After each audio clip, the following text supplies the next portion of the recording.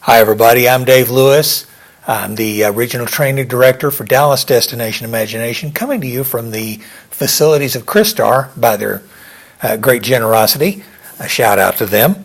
And this is another part of our ongoing series, What Appraisers Wish Team Managers Knew.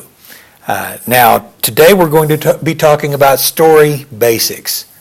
Now, this has been something that technically, the appraisers do ask me about this, and yet even more team managers say, what is this beginning, middle, and end thing? It always, all the challenges keep saying a story has to have a beginning, middle, and an end. What does that mean? And I'll admit it is kind of unclear when you put it that way. There are reasons that I won't go into why they write the requirement that way, but just bear in mind that we could sum up the entire Wizard of Oz story in 3 words. Dorothy returned home. It has a beginning, a middle, and an end. Dorothy, being the characters, returned being how she deals with a conflict, and home being the conclusion. Yeah, all right. So let's start out by fleshing out those 3 terms that are going to be sequence, structure, and scale. I've already started talking about Dorothy returning home. Your sequence always starts out with the characters. I'm going to alliterate again. Always starts out with the characters, introduces them, then it proceeds into a conflict. The conflict usually includes a failure. Why do you have a failure early in the story? So that you know that failure is a possibility. It builds drama later on in the conflict. Then you have, then you reach a crisis point, and you go on to a conclusion. This is the way that all of us are wired to listen for stories. We need to be told this is how, and that things are going to be all right, or that we will at least be sadder but wiser. That's the sequence of it. Now, what about structure? People say, well, what's structure? I thought we were getting into the fine arts challenge here, and now you're talking about structure again. Have you ever met anyone who couldn't tell a joke? Usually, someone who can't tell a joke is having problems with the structure of the joke. They start out telling you 2 of the 3 characters involved, and then they start running into misstating who it was that said what, and then they drag the third character in later on, too late to make a difference in the joke, and then they include the punchline into the setup line. It's usually a sequencing problem, but that's the structure of a story, that you always have characters who set up something, usually involving a word with multiple meanings, and a misunderstanding, and then what makes you laugh is the the knowledge that it's a funny old world after all. So now that you understand sequence and structure, there's one other thing that makes a story emotionally satisfying, and that is scale. What do you mean scale?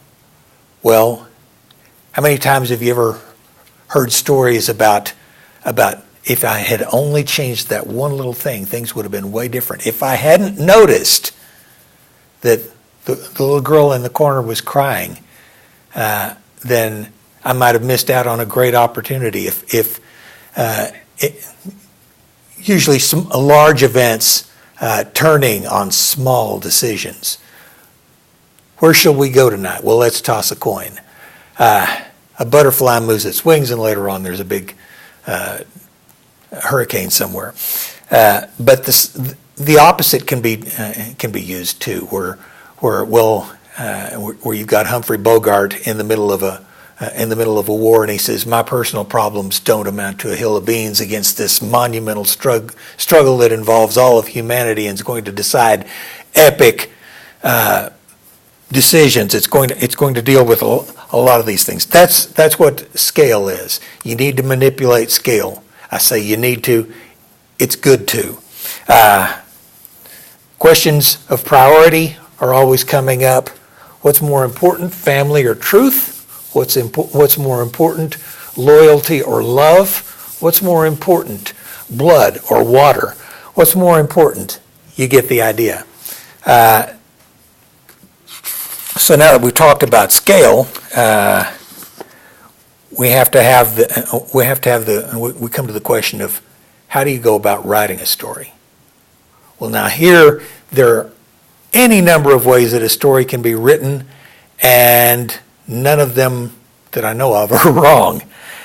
You can start with the message. You can start with a plot device. You can start with a prop. You can start with a character. You can start at the beginning and move forward. You can start at the end and backfill the story. You can start in the middle and work your way out. I don't know if you could write a story sideways.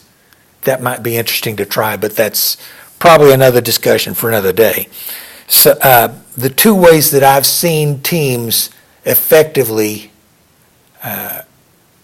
write stories has been one that they start with the props, they start with the solution, they build a story out from that.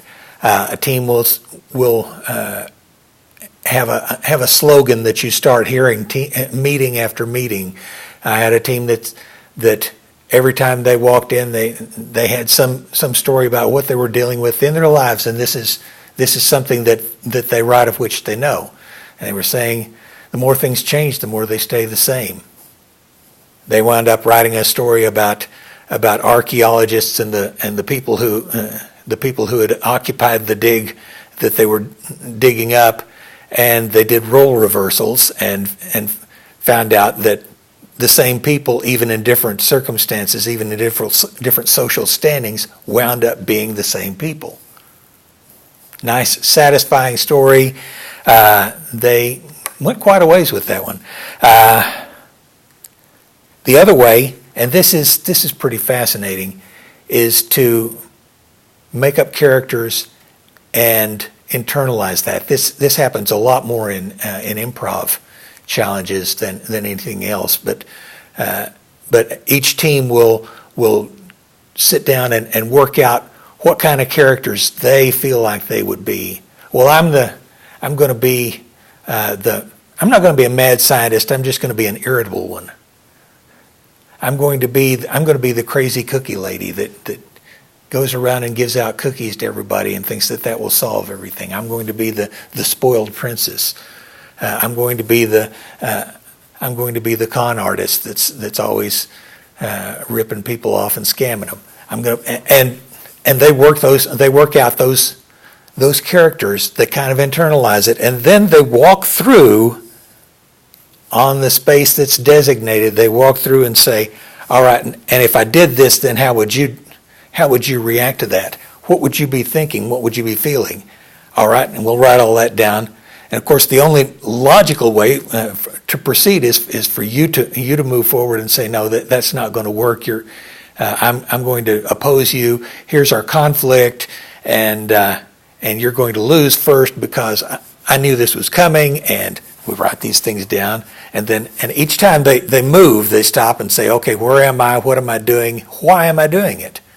That's pretty much a remarkable way to do it, and it wound up being a great story. I saw a team that they were fighting, they were arguing, and we went through some brainstorming sessions, took all the stuff that they had done, set it aside, started over, and lo and behold, we wound up with a story where they're going to the irritable scientist next door and want to borrow a cup of electricity. And he says, well, electricity doesn't come in cups. And they said, well, how about a liter then? 8-year-old humor, you just got to love it. So the thing is that I describe all these different methods, and your team is probably going to zigzag between those methods. Don't panic, because they will get there, and you're going to be happy with the result.